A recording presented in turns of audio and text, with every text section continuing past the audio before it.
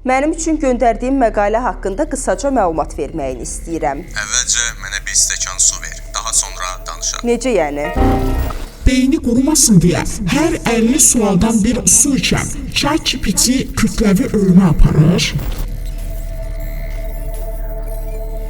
Dünyanı risk qarşısında qoyan süni zəka bəzi məlumatları niyə gizlədir?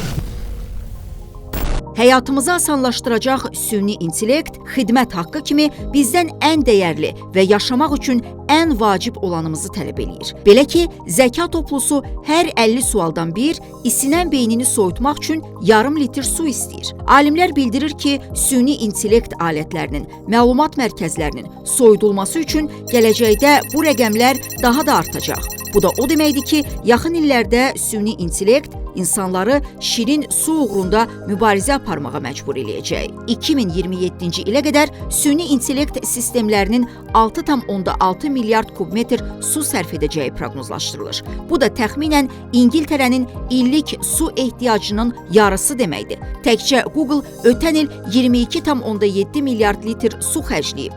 Bu da Azərbaycanın il ərzində istifadə elədiyi ümumi su sərfiyyatından 2 dəfə çoxdur. Microsoft 2023-cü ildə 13 milyard litr, Apple isə 6 milyard litr su sərf eləyib. Meta 3,9 milyard su istifadə eləyərkən, Amazonun bəzi təsisatları günlük 19 milyon litrə qədər su sərf eləyə bilər. Görünən odur ki, texnologiyanın inkişafı qurban tələb eləyir. Bu qurban da həyatın özüdür. Suyumuzu səssiz-səmirsiz qurtaran texnologiya nəhəngləri artıq ChatGPT kimi süni intellekt alətlərinin su istehlakı barədə məlumatlarını paylaşmaqdan çəkinirlər.